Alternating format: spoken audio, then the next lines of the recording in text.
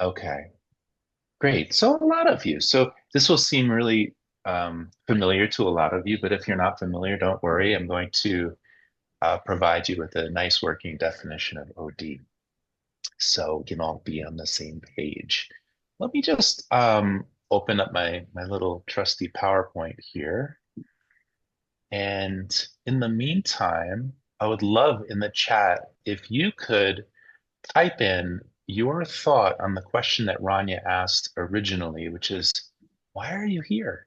And it might have nothing to do with me. It probably doesn't have much to do with me. Maybe it's something with the subject matter or seeing others.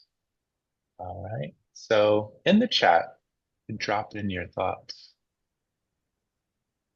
Oh, here we go. Searching for the share button. All right. Great. Now, the way I like to roll is that this is your presentation as much as it's mine. And I think what's more important is that you are imprinting what you're thinking about, your questions, your comments, your suggestions into the presentation. So I'll pause periodically, and I'm going to kind of give you like a very sort of mountaintop to mountaintop review. All right. And anytime you want to go into the valley, you just let me know and we'll kind of walk down into the valley together.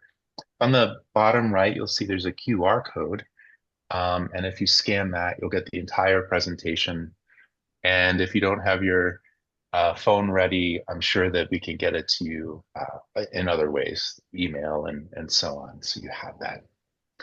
And I think that'll come in handy because it's pretty chock full and you could always return to it. And Rania, you said that this will be recorded and put on YouTube. Is that right? Yes, that's right. That's Thank correct. you for doing that. That's great. Well, let's start out by saying that what we're going to do first is we're going to talk about the OD consulting or OD and coaching link, right? What brings those together?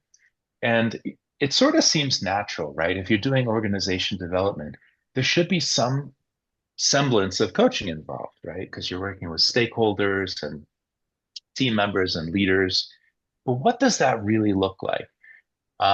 And we're going to take it to the next step, which is where Linda was having me go, which is a real good stretch, is how can you apply coaching to organizational transformation in a way that sustains change? And this caused me to search my own, 20 some odd years of experience and how it actually works. So we'll talk a little bit about that. And of course, if you're doing that, you as a coach have a competitive advantage. It's not just, coaching an individual. You're coaching an individual to create a new relationship with change itself and to support change efforts in the organization. And there's a wide variety of ways to do that.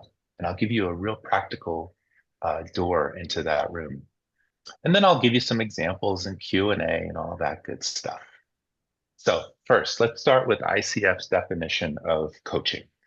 And that is partnering with clients in a thought-provoking and creative process that inspires them to maximize their personal and professional potential. I want to open it up to you and ask you, does this resonate with you? Does this sound familiar? Is there anything that surprises you about this definition? And we popcorn, so anybody who wants to jump in. I don't care if you all talk over each other. Hold on a second. I'm gonna close this so I can see your faces. So coaching, is that how It's you define it? it's right on. I think Yeah? it's right on. I can't envision intervening without coaching as a part of the whole complement of things that I I think it's integrated with the initial phase of just partnering with the client to assess what the needs are and how to proceed. Nice, nice. And how about that word creative? Did that stand out to anybody? I had to look up the ICF definition because I wanted to be on point, And when I saw creative, I thought, ooh, I could latch on to that. Mhm. Karen says, I think it's also about transitioning and transforming. Oops, I missed it for 1 second. It's there and it popped off. Let's see here. Uh, I think it's also about transitioning and transforming so each individual can become more of who they are to make the difference in the world that they want to make. I love that. I especially love that word transforming, and transitioning is a huge part of Mhm. that. Wonderful. Nikki says exploring the options. I think helping people to envision multiple versions of the future, they become more adaptable.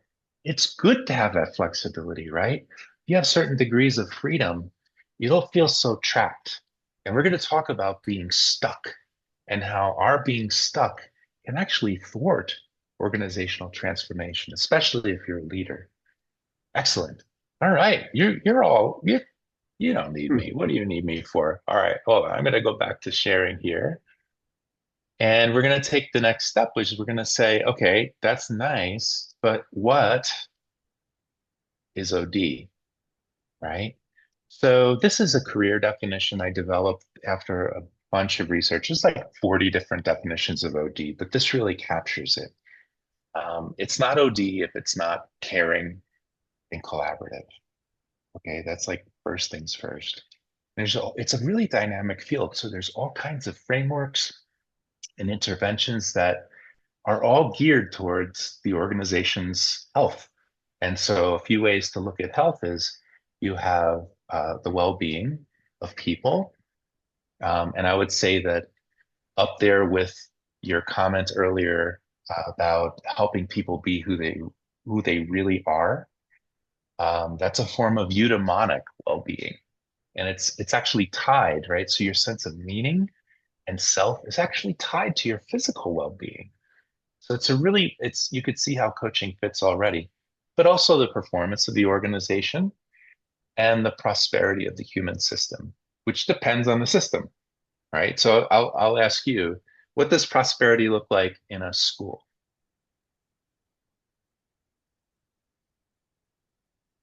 Go Students ahead. learning to their full potential. Learning to their full potential? Students, Fantastic. well, students and the adult learners in the system learning to their full potential, learning, Wonderful. learning with and from each other. Does anybody else work in schools out of curiosity? I, Nikki, u- go ahead. Sorry, Rania, go I ahead. used to work in schools, and for me, it's when you make the children speak their mind, use the information, and then infer and make something new out of it. It's not like they're copying what is told to them, but they become creative, and they they get something from the information to change the Love future it. for themselves. I love that. There's not a banking methodology where you kind of stick information into the students' heads. You're teaching them how to think Yeah. for themselves, which is really refreshing. That's good. I, s- Now, I prosperity could look spent, different. Go ahead, Michael. yeah, I spent 35 years as a secondary school administrator. So I got a deep love for schools, and it actually what led me into coaching because of the idea of a successful school Mhm. really partners with students in thought-provoking and creative processes that inspire them to maximize their personal and professional potential. Mm-hmm. And so that's how I got into coaching Yep. because I really think Like pure alignment. successful schools coach students and don't Mm. teach them. Um, I love. there needs to be a transition from the sage on the stage to the guide by the side. Mhm. Little catchphrase. Mhm. Yeah. And teaching them how to be guides on the side, right? Mhm. Passing that was important. You could look at performance in a school system, like how many people graduate, how many people do you retain in terms of teachers. There's so many different things that add to that prosperity. So it ain't organization development unless there's a piece that has to do with the human side, and there's a piece that has to do with the technical side, like strategy or performance or design. If you're only doing one, you're not doing OD. There has to be some combination, and we're going to talk about that in just a little bit. So I think I'm still sharing. Is that right? Can you all see? Okay, great.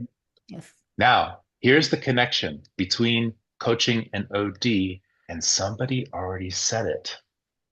It's transformative learning.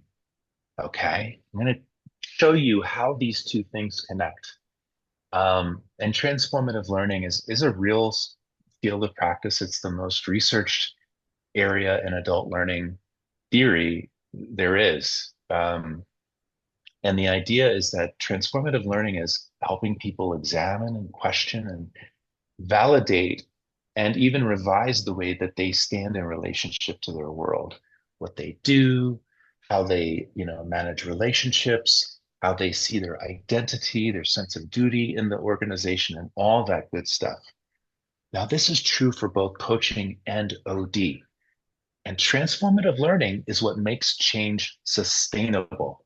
So your doorway into OD, if you're new to OD, is this transformative component. And knowing that those two they really have a lot of overlap is critical. So what I'm going to do next, I'm going to show you a little bit about the transformative learning cycle. And then I'm going to walk you into how you can actually coach for organizational change that sticks. So the first thing, let me ask you, anybody familiar with transformative learning theory? Does this ring a bell to anybody? Work of like Bob Keegan or Jack Mesereau. It's a bunch of different, yeah, who's that, Wendy? Yeah, good. So you kind of like, even if you're sort of touching it from the outskirts, you're gonna get it. Think about your own life, right? What helps us transform? It's usually a turning point, or it's usually some kind of challenge that doesn't feel good. It's hurtful. These are the things that you help your clients through. And in the world of transformative learning, we call that a disorienting dilemma. It could be a challenge, right? You have a baby. Whoa, all of a sudden you have a new identity. Oh, I'm a dad. How do I do this? So things start to change for you. But the next step is you talk about it with other people, right? So you might find other dads or moms or somebody that you can relate to and have a sense of solidarity with. And the beauty there, and the beauty for coaches or having a coach, is that you're getting diverse perspectives on the situation. And sometimes we're locked in our own perspectives. And then there's a period of critical reflection, right? So just getting out by yourself, going for a walk, closing your office door, and taking a deep breath and actually thinking about what's going on, right? And there's no shortage of disorienting dilemmas in organizational life. And that's why the coaching industry is doing really well. And then once you reflect, you think, how can I re-enter my world in a way that's more inclusive of diverse perspectives, that helps me look and view this challenge in a way that creates degrees of freedom, like we talked about earlier? And you test that out. It's like trying on a new, a jacket, right? And tailoring it, right? So I go out, maybe it doesn't fit quite right, but the way I see my identity and what I do, we'll keep tailoring that. So we keep coming back to that testing. And you do that until you get to the point where you have developed a new healthy habit. Okay. So a lot of this, think about any bad habit you have. It's really difficult to transform a habit unless there's some type of disorientation. Now, any questions about this before we get into the next step? And it might not be questions, you might have comments or thoughts. I'm going to stop sharing so I can see you all. Transformative learning. Does this sound familiar? Do you have frameworks you use in coaching that resemble? Linda? Good. Nikki? I love the place of disoriented dilemmas because that makes us crazy in the moment. And when we can get through them, work our way through them, there's a significant change that happens, at least in my experience. Yeah. And the neat thing, Linda, is that you also learn how to deal with future disorienting dilemmas. There's actually a process you could go through. So it's like a nice side benefit. Nikki, I think you were going to say something. Yeah, for me, it feels a lot like human-centered design in engineering, right? Where you look at the use and what people need and then like iterate, prototype and iterate and keep fixing and Totally. It's funny because honestly, all of these are based off the scientific method. If you look at the work of John Dewey, it's what he calls a genuine education, right? changing what you do based on experience, and it just cycles. It should anyway, right? And as coaches, we have to frame it that way. There's no there. We're continuously moving in this cycle. Any other thoughts? Yeah, I think change is always hard, especially when you said habits, changing habits. So changing Mhm. habits for individuals is really hard. So when you come to organizations, the pushback is huge because it's not only one person, but it's a whole system. So Yeah, it's navigating through the challenges until people realize that the change is better takes mhm. time. It does. I love how you say that. I mean, we don't operate separate from the system that gives us identity, right? It would be nice to go in there as sort of like this separate thing, but we're social creatures. We get in there and so we are, the proverbial drop the pebble in the pond that creates the ripple. We're Mhm. going to talk about that. It's a real thing, and I know you've seen it. Anybody we haven't heard from yet? That's a good segue into my thought because though your focus was more on individual transformation, to me it Mhm. immediately registered as team, group, and Mhm. organization transformation. And I think in Yeah. particular of a project where I facilitated intraspace bargaining Mhm. in the school district. And it truly was transformational. I mean, we just did a complete about face in terms of relationship, communication, shared responsibility for student learning, and especially trust. And Love sure enough, that. student achievement improved after we use that process, but then we also introduced it at each individual school. That was a part of the agreement that we came to through interest-based bargaining, is that I'll we, pause. I'll pause you there. I'll pause you there. yeah, Hold on to that thought because okay, for folks here, what I want to do is concretize what you're saying and I'm going to just ask you all a question.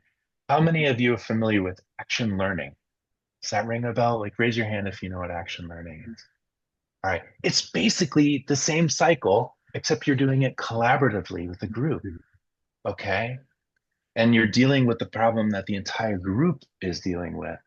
And like Bill said, these can lead to really profound outcomes, performance outcomes. Um, I am going to jump back into the presentation. So give me a second here. I need to kind of jump back and forth to make sure you're all with me on all this good stuff. So you've got the cycle, right? So what do you do as a coach if you want to turn coaching into something that transforms the organization? Well, I'm sure there's a bunch of ways to do this, but I'm going to present you with one, okay? And it's actually a good step-by-step way of doing it. I'm a fan of helping people who are entering the field with very simple steps. Change is not simple and it's not linear, but it's a good place to start. So the first thing you'll do as a coach, and I want you to actually practice this today, is identify categories of organizational health um, that you can imagine or you've worked with where leaders and teams are stuck and they're challenged. And I'm going to give you a menu to choose from, a la carte. Okay.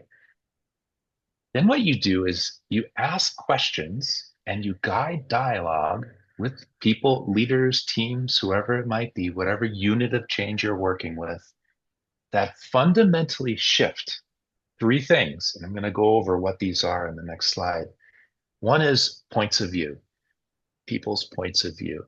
The second is a frame of reference, where they're coming from, how the past has informed them. And third, which is the secret to making change stick, is their habits of mind. Okay. So that's second step.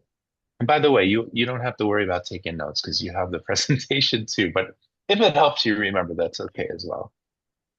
And then finally, what I'm going to show you how to do as a consultant is align your this approach that I'm teaching you with areas of organizational health that you've demonstrated strength and interest in.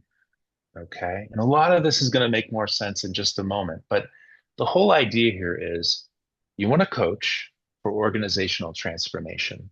very much aligning what you do with individuals and teams in service to big organization-wide transformation efforts, or they might be departmental, but something bigger than a person or a team.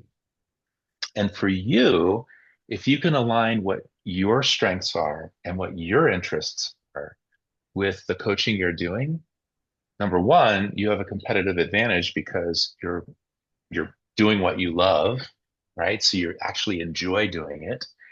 But two, you're actually demonstrating ROI for coaching in an entirely different way. It's about the way that you're influencing positive change in organizations. And this is where I'm like incredibly grateful to Linda, because this opens up a really cool door for coaches. So, first step, and I want you to think about this. What is organizational health, right? So the way that OD practitioners look at this, and it's not just OD, it's like everybody looks at it this way. You're a person, right? So Kurt Lewin would say you're a person and you're in an environment. You're not separate from your environment, right? And as a person, you have a psychology, you have experiences. The environment has its own interesting dynamic. The team you might be with is like not the greatest team, or who knows, right? So there's the person, there's an environment, and this is the thing coaching and OD have in common. They do work at the intersection of people and their environments. And the reason they do that is because behavior is a function of the person and their environment. That's a Kurt Lewin kind of an old hat, but it's, for the most part, it's pretty accurate. So for change experts, if you look at all models of change, good ones anyway, and there's a ton of them, it's always about influencing the intersection of something that's technical in the organization and something that's social. And I've done a lot of research, and there's lots of publications out there on this. I could direct you to it if you geek out over this stuff. I could show you. But this model right here is a model based on a lot of organizational change research. And I don't want to bore you with it, but if you see that little red category right there on the left side, those are all technical dimensions of organizational health: strategy, performance, the design of the organization. And on the right-hand side, you have social dimensions of organizational health, right? Like humanity, psychology, and culture. And even within each of those pies, there are three additional things. I just didn't want to overwhelm you with it. But here's the cool thing. In that yellow piece is where coaching lives, all right? So it's actually in the learning piece of the pie. Because what is coaching other than helping people learn? And we're talking about transformative learning specifically. So I just wanted to orient you to this. So an OD consultant, okay, can apply any one of these, but what they have to do is make sure that they're doing one thing from the blue and one thing from the red, okay? So I'm going to show you some examples in a little bit, but as you look at this pie, you might think, or you should be thinking, like there are things I really love doing on this pie, like that slice I really love, like humanity. I really like gravitate toward that. But I don't know, psychology, and not so much. It depends on who you are, right? You might be a real geek about organizational design. Um, the point is, you can coach around what you love. So the first thing is understanding where your interests are, okay? And one thing you can do is you can take an assessment that's free. It's the only psychometrically validated instrument for OD competencies, which includes coaching. And if you want to take it, the sample, if you kind of scan that little QR code down there, you'll see what a sample report looks like. It digs into this pretty deeply, and it will not only show you your scores, your strengths and interests, but it'll show you the average. It'll show you normative scores. You can see how you sort of, resemble but also differ from other change professionals. That's a sample report, and I'll give you a link to the actual assessment in just a bit. But the idea is, like, what do you like to do? What do you gravitate toward, right? And making sure that you develop the skills that you need in that category. So, without belaboring this, this is kind of like your menu. If you want to create organizational change, you look at this and you could say, all right, let's imagine you like all of it, right? You walk into an organization and they have a presenting challenge. Like, for instance, and I'll show you an example a little later, it could be integrating artificial intelligence in an organization that has a legacy culture of status quo preservation, right? So you could say, okay, what is important here? You say, okay, on the red side, you've got strategy. That seems to be the key piece. And on the right side, you have culture and maybe even a little bit of psychology, right? So that's a change effort that's beginning to blossom. But what you need to do as a coach, so this is where the heck does coaching come in? What you need to do as a coach is you need to figure out what are my strengths and what are my interests. Okay. Now these are just sort of like, definitions that we've come to after a lot of testing and all that good stuff. But just take a moment to kind of absorb what you see there.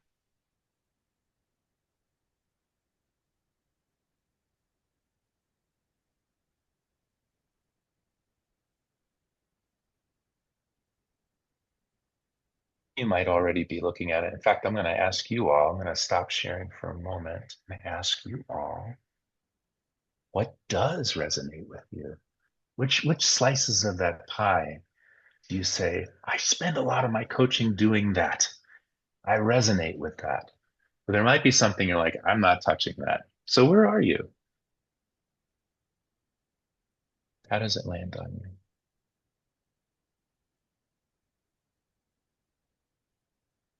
Oh, you guys are big on the messages. All right. I can go first. Humanizing culture and strategy. Very good. Very good. I love it. What are some other combos? I should probably go back to that picture, shouldn't I? And think better. Hold on.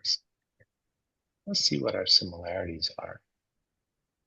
Of course, when you take the assessment, you'll know exactly what they are, but what else?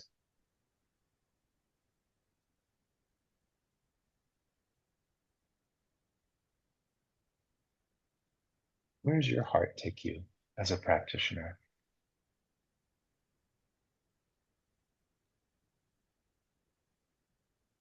Linda. Well, I noticed that I don't have anything in technical. So I love everything in social, psychology, culture, though I think I do like to design. I Oh like yeah. to design new programs and stuff. I'm remembering that from when we were on the board, but Hmm. I know I immediately go over to the social side. Yep. Yeah. I think it's interesting you say that because I think so many of us, that's our starting point. Yeah. And then when you're doing, OD, you can obviously there's ways you might not enjoy it, but there's ways to demonstrate when you're designing things how that leads to increased performance. Not just the well-being of employees, but an overall prosperity sort of profile. So that's great. Anybody relate to Linda? Yeah. Nancy, what about you? I see you're shaking your head yes, and I'm pulling you in. What do I you think? yeah, I was agreeing with Linda. I'm Mhm. a lot like her, and I do gravitate toward design and refining systems and structures, but there's that humanity psychology piece Mhm. that I like to live. Wonderful. Wonderful. Now, if you're looking at this and you're like, I don't know, I can't, it's hard to judge by looking at a paragraph, right? or a little sentence, what you can do is take this assessment. It's free. I'm not selling anything. I've made this is completely open source. And you will see that it actually, when you answer these questions, there's a lot more to it. And there are subclusters of these. So for instance, in humanity, one of the areas of specialization is DE and I, right? But another one in the humanity category is ethical citizenship. So ethical decision making in organizations. So each of these have several things that you can work on. The idea of this presentation is not that. What I'm showing you here is just to say, if you want to really have an impact on organizational change, it helps if you're doing something that you love and you have strength. So that's the first step. And you're also going to see this come up in just a second. So when it comes to this, menu, we're going to go back here to this picture. So on your left-hand side, you see this menu of things. And we remember the transformative learning cycle, how you have to look at some of these things by challenging your point of view or your habit of mind or your frame of reference, right? That's what we're going to talk about now. So the way that you can actually ask questions as a coach, this is the formula. And there's no limit to the amount and type of questions you can ask, but you can ask specific questions. Let's say you're working on strategy. Let's stick with the strategy and AI integration, right? And there's the culture piece. Like some people are like, I don't want to do all that stuff, or I'm worried about losing my job. The last time we integrated, right? So just think about what would your combo be? When we're looking at content and we're asking questions about content, what we're doing is helping people reflect on their belief about the truth of something. And you hear this in people's points of view. They say, this is what I believe, right? Declaratively, as if there's no other alternative, right? Change is bad, right? You've seen this. You've seen these forms of resistance before, right? And what coaches do is they help challenge what the person is actually thinking about. So their focus might be over here, which is limiting, and a coach might stretch that focus, like somebody said earlier, so they have more alternatives. And that's freeing. It's a great way to get unstuck. Then you can help people reflect on processes, okay? So these are any types of assumptions we make about how we think or make decisions. And all of us do it differently. Some of us are mavericks. We like to do it on our own. Some of us like to really analyze things and get people's feedback and all this good stuff. What the coach does in this case is they help to challenge how the person is reasoning and judging. All right.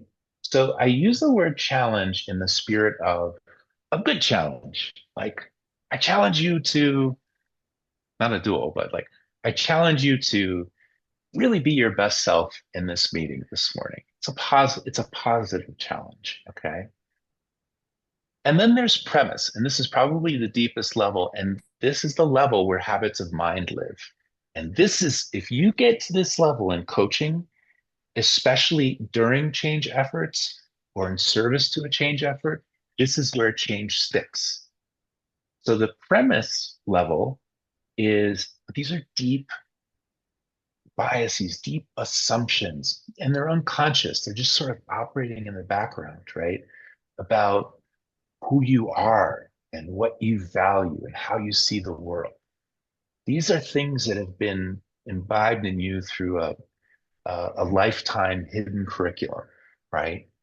Like, how do I see myself? Am I a savior? Am I a servant, right? Where are you? There's a lot of discussion there. And what coaches do is they help explore why somebody thinks the way that they do, right? So their deepest, most taken for granted assumption about the world. And of course, that's where that sort of stuckness exists. So I don't know if you've ever used Gugon or any of those types of things to like break off up difficult materials. If you ever get stuck on the floor and you want to like get that out, my son has plenty of that in his room, little gum and lollipop stains. So this is the Gugan. This is like that type of um, process that you're bringing. All right. Now, before we go to the next step, I'm going to stop sharing. Let's see if you have any questions about what we're talking about. By the way, Rania, I'm noticing a lot of people commenting. Have you caught anything in the chat that there's so many comments that maybe I should address? Yeah, I was looking at your screen. Joy. Okay, so I'm gonna talk to Karen because Karen, I haven't spoken with you yet. So Karen says, I enjoy engaging with all of these, and I am aware that design is the one with which I love to collaborate with others who are stronger there. Very cool. Think along the lines of strength balancing via collaboration with our clients and others. Love that. Doing a presentation on that later in May. We call that dynamic OD.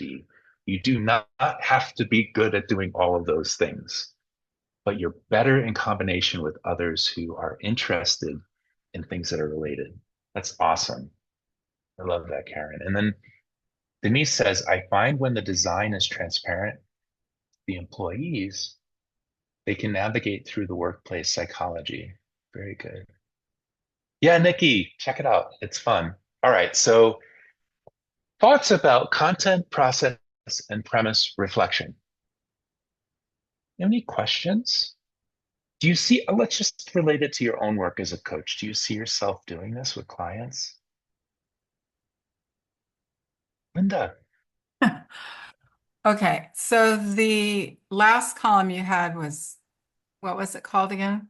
Oh, premise. Premise, yeah. Right. So that for coaches, that all coaches know what that is because it's like the bell jar. I'm trying to remember who created the bell jar. I don't know if you remember that. And it's where it shows all of our assumptions, all our beliefs are inside Oh, this jar that's basically who we are. the looking And glass self, they call it. The looking glass yes, self. and we don't often go challenge that because we're in it. It's like we're in the soup. We're in the It's like, it's hard to see, right? Like, unless you have somebody yes. who will like say, gently point it out to you, like, I noticed that this has been triggering you. Yeah. Or you've been using this language a lot, right? You've been expressing your point of view. I wonder. And Linda, I'm going to add to what you're saying. I think here's a way to think about it, and maybe you already do. It's hard to know where you're all coming from, but just to get on the same page around language, you've got your point of view. So you hear somebody express a point of view about culture. This culture's never going to change. We're stuck. It's not going to change. It's their point of view. What's their frame of reference? Well, they've worked there 25 years, right? And it has been the same. It's been like the same old, same old. And what's their habit of mind? The habit of mind is I don't really have any influence or control over culture. Culture is something separate from me, right? So that's how they all relate to each other. And I'm looking at time, so I'm gonna make sure that I give you the grand finale here, and then we have time to talk. I'm going to show you a few examples of what this looks like when you apply content, process, and premise reflection to organizational health and change. Okay. So you're going to see exactly how you as a coach can impact organizational change. All right. So an example would be strategy and culture. And I actually started talking about this example earlier, but let's say in example one, an organization is struggling to integrate AI tools because they've got that legacy culture we talked about.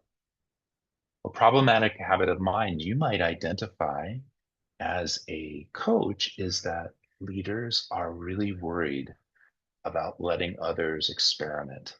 They're worried about losing control and they're worried about it becoming the Wild West. Well, if you're a change practitioner, you know that AI is already it's already the Wild West, right? So, okay. So coaching questions. Let's look at content, process, and premise.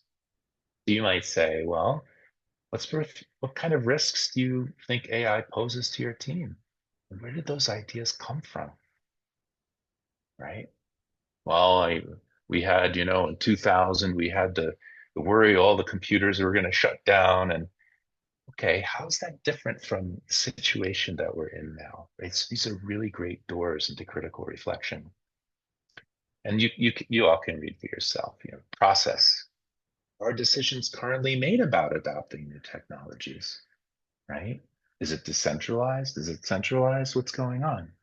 So what you're doing is you're asking questions that loosen things up so that organizational change can flow more effectively.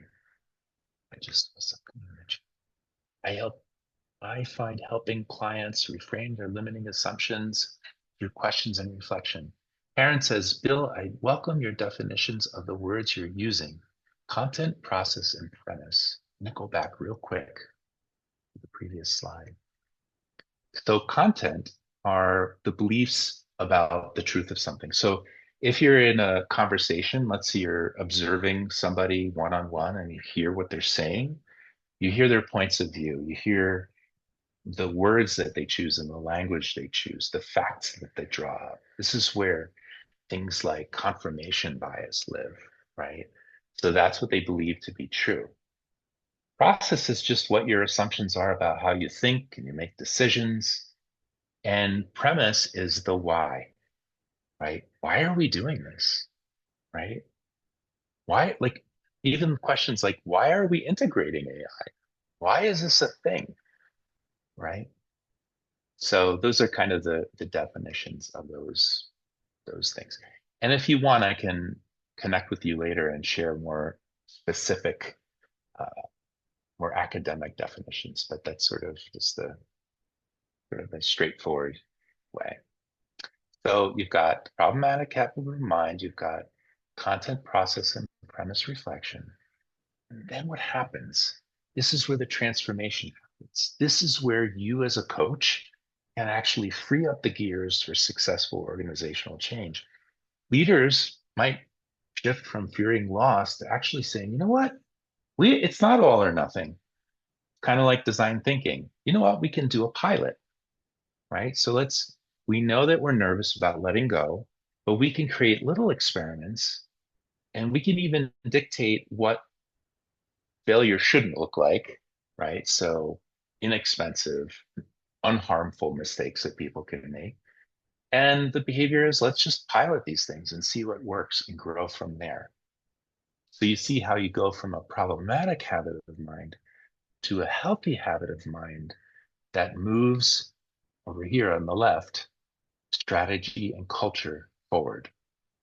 And strategy and culture, I picked as an example because it's probably the most popular one for most OD consultants.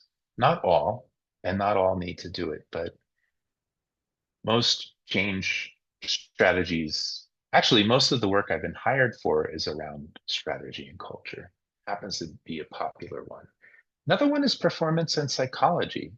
So let's say that you're working with an organization and one of the problems they're having is that maybe you have a leader and the leader's telling you how all of our remote teams are failing. Like there's something missing. We don't know. Like we feel like maybe they don't feel like they're part of something. They don't belong and feel connected, right? So this leader might be expressing this to you. So in the current state, you might see that managers think performance can be improved by control, right? We have to know what this employee is doing all the time. We have to follow their mouse strokes. Is their mouse moving, right? Um, who cares about team dynamics? That might be their current habit of mind. So how do we help people reflect on that? These leaders who are getting in the way of positive change. Here are just some examples, right? Like, what are some core facets you're relying on for remote work? And are they still up to speed? Are they still accurate? How are decisions made? Who challenges them, right? When they're needed, when you need to challenge them. And what sorts of underlying beliefs might be shaping your team's behavior more than data? So you engage them, you're loosening them up, you're having this conversation. And an example of a transformed state is now the leader might think, you know what? Teams are a great place to examine unspoken assumptions and actually create space for new ways of thinking. And again, they might sort of take a little baby step. What little changes can we work toward and reflect on that might demonstrate culture shifts? And if you've done change work for any amount of time, you'll probably know that the littlest changes can have the biggest impact. A lot of times we romanticize change, and it's really only the smaller things that make people go, things are really changing around here, right? Here's a third example, and then I'll stop yapping and we'll open to questions. Here's one on design and humanity. So maybe Linda, you'll gravitate towards this one. Maybe a company is redesigning its roles. It's been through a merger, but people are like, okay, you're taking me like a square peg and trying to put me in a round hole. But I'm a human being, right? I've got an identity, I've got purpose. So the current state might be that executives, if you're an executive coach, this would be nice. They see roles as functional units, job descriptions, instead of extensions of people's values and identities, right? So there you see where design and humanity come together. Questions you might ask include these. Take a look at those.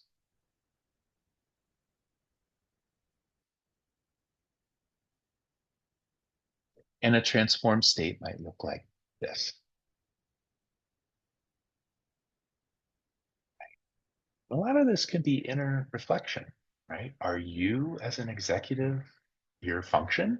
Is there something more to what you do, right?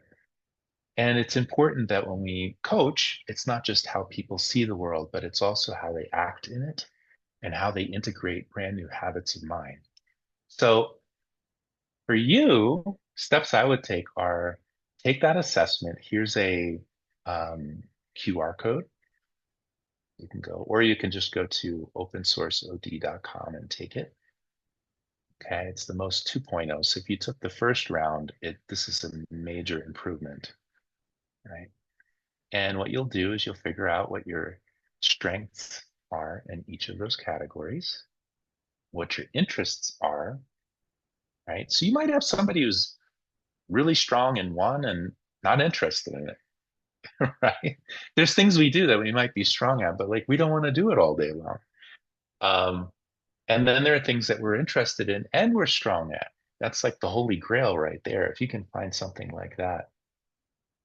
And then what you do is you explore with a coach or a friend and you identify, right? So I've been coaching one-on-one, maybe with teams, but I want to actually expand my value proposition as a coach because I want more business, right? I need to show an ROI.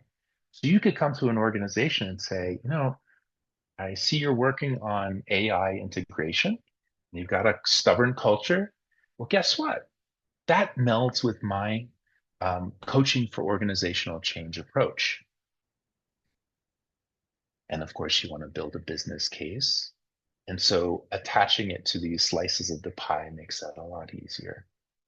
Then you might identify areas to upskill, different strategies to develop your ecosystem and get more business. And then I'll kind of end on this page. As a coach, you might say, all right, I like strategy and culture. I'm strong in those areas. Here's how I'm going to create a vision for coaching for something greater than individual change. This is where the ripple is, right? This is how what you coach has a ripple in big change efforts. And again, this is all in your digital handout.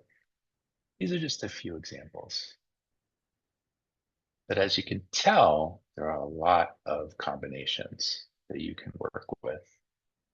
All right. So what I just did, I'm going to stop sharing for a second here, so you all can look at that later, is we've talked about the relationship between coaching and OD, and that is primarily transformative learning.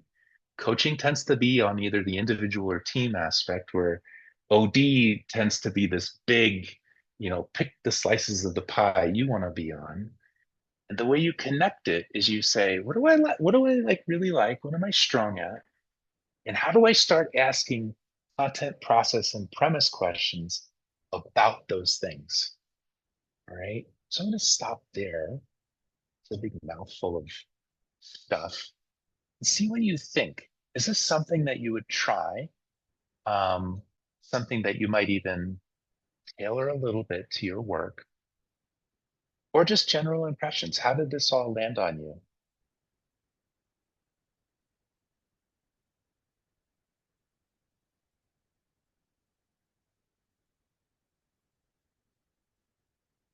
I like how you Or, did the pillars. I like to, in my mind, it creates a clear picture because, as I said in the comments, we ask questions about the what and the who in Mhm. coaching, right? So we ask content questions and even process questions and how somebody makes decisions, I think is like the process in my mind Yep, anyway.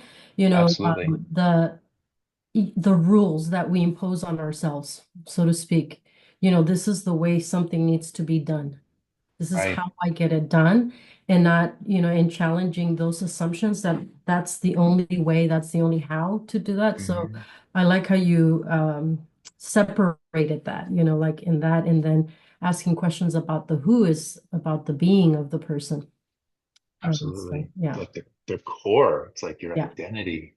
Yeah. yeah, yeah. And you could do this either as a coach, you're coming in as a coach, and maybe you ask the executive, like, if you're doing executive coaching, what types of change efforts are you working on? Okay, now you got some data, you can actually go back to this and say, is this a strong suit of mine? Am I interested in this? And if you're not, maybe you tap on a buddy who is, that who actually is. Um, but if it is a strong suit, then you could say to the person, well, where does your greatest resistance lie in this change effort? And they might say, well, I've got this group over here and they're so stuck in the past. And, they're just, would you go talk to them? And there's your in, right? So you're loosening things up so change can actually take place. Nikki says, for me, it feels like a way to still stay in the coaching lane while providing ROI like value like a consultant would. That's your competitive advantage. Where's Nikki on the screen? There you are. That's your competitive advantage right there. It's not coaching. We know generally speaking that coaching does have a ripple effect, but to be able to say, here's how it has a ripple effect on organizational health and ROI, that's like taking your game to a new level. Anybody else? Oh, Bill says, how and when would you integrate process consultation in all of this? So process consultation is actually in the psychology bucket because one of the psychology slices is group dynamics. And that's where process consultation lives. And you'll get that level of detail when you take this assessment, if you take it. A lot of people take it. And I think my goal here is for people to find meaningful work and cut through the junk. There's a lot of junk, right? You love coaching, otherwise you wouldn't be here, right? But there's a lot of other things out there on the internet that might not be valuable in terms of what you stand for. Other thoughts or questions? An hour is never enough. I think I want to leave a few minutes for Rania because I think you wanted to, or Michael, did you want to jump in real quick? Yeah, Rania, just is that one okay? quick Yeah. quick question. If we want to explore more, where do we Mhm. go besides Oh, the assessment? so you go to, that's a good question. Why haven't I said anything about that? Here, I'm going to put it in the chat here, opensourceod.com. There's the whole idea here, Michael, is democratizing OD so people who don't traditionally have access to these resources. Maybe they can't afford to go to school or get a certificate, or maybe they don't even know OD is a thing, right? That's what this is all about. So yeah, go check that out. Definitely hook up with me on LinkedIn, like Linda said. I'm constantly putting things out, and I love this community, and I'm grateful, Linda, that you invited me here. Thank you. Thank you, Bill. And Denise asked you, how do I get certified? She asked you twice. Oh, Denise. So certified in, where are you, Denise? I Denise, want to be sure.